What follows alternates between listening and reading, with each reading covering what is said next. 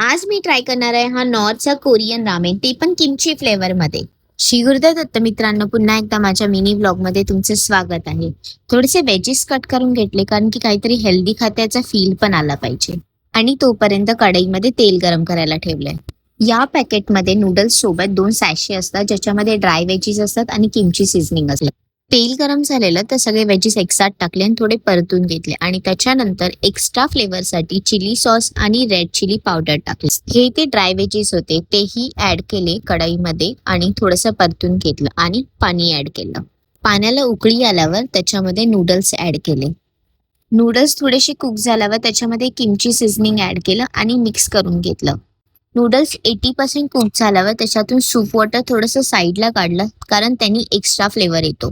माझ्याकडे aesthetic bowl नव्हता म्हणून मी हा सिंपल बाउल घेतला. चला मग नूडल्स परफेक्टली कुक झालेत, सेम बाउलमध्ये सर्व करते. आणि खरं सांगायचं तर टेस्ट एकदम मस्त होतं, एकदम खतरनाक लागत होतं. गाईज, जर तुम्ही खरंच हे ट्राय केलं असेल ना तर कमेंट करून नक्की सांगा. जर केलं नसेल ना तर ही रेसिपी बघून नक्की ट्राय करा. चला भेटूया नेक्स्ट मिनी व्लॉग मध्ये. तोपर्यंत श्री गुरुदेव दत्त.